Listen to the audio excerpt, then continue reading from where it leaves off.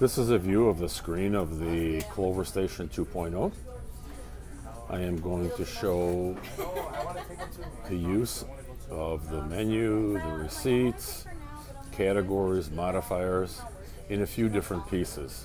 First, I'll show how the setup is for Sound Beach for breakfast items. Then I'll show it for other items. And lastly, we'll address the receipts. All these little icons represent various functions that are available on the Clover Station, similar to apps on a smartphone. So to place an order, you can start from an app such as the Tables app, or we can go to the register. When we press on this, we see how the categories are organized. So I have breakfast categories organized here right from the menu. So let's try eggs and ribeye steak and eggs. Okay. The logic of the modifiers is created to mimic the way a server would take an order from the customer. And everything is right here at your fingertips. Some of these items can be coded so that you can only choose a certain number.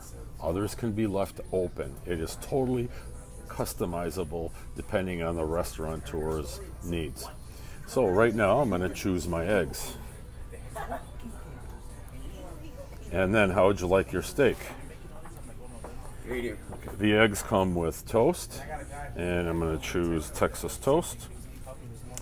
Now there are certain items that are unique for all of the breakfast items that can be added on. This list is totally amendable, editable.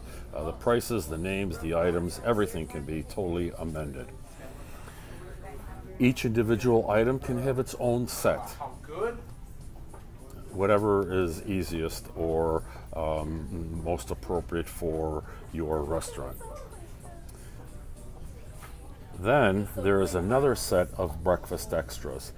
So what I've done here is created all of the side orders in one large modifier so that you can go through there and complete an order without leaving the screen, entering another category and pressing that. So we can go through here and say, I'd like to add corned beef hash, and how about a large V8? Great.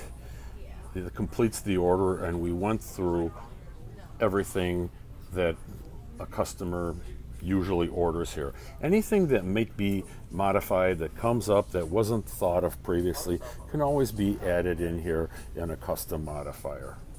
Okay, what if I'd like some rice with my breakfast? Well, no problem. I might want to type in add rice.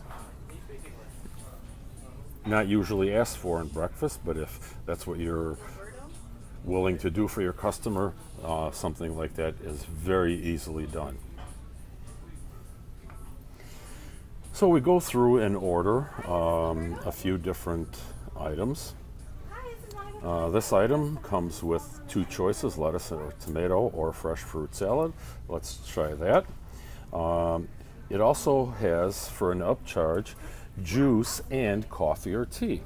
So if you press one of those juices, and I have included instructions in here, choose one juice and coffee or tea. So any juice that you press will already price the item. So if we press apple juice, okay, $4 is added, but then you also choose coffee or tea, whichever you would like. Again, all of the items that are offered in addition for breakfast are included in here, and sometimes a restaurateur has different pricing for different breakfast sides and different breakfast sides than they will for the rest of their menu.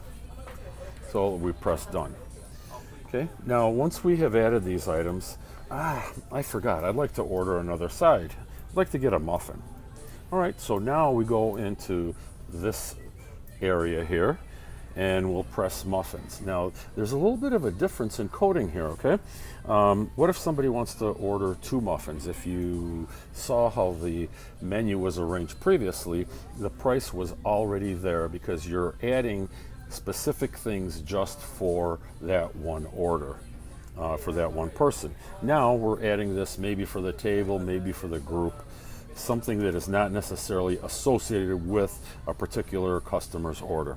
So I can add a corn muffin, but somebody else wants one also, so we can add a blueberry muffin also. And the third person thought that that blueberry muffin sounded very good. They would like one also, so we just changed that to 2, and now we're adding 3 muffins to the order. Very simple to do. Now, one of the ways to identify the order once it has been placed is to put a note on the order, and we could say this is from the window booth, and we could save that. If you use the Tables app will already have that table identified, so you can eliminate this step. Save the order, and your breakfast order is complete. Now, to find the order, simply open up the order app, and we'll see the identifier here, window booth.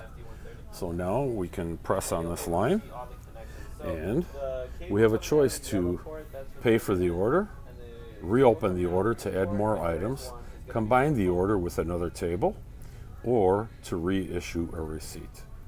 If the order was placed in error, or if the server had made an error while putting in the order, you can always delete it and start all over again. And that's how easy it is to go through a transaction for a customer. When you are in the register, let's reopen this order.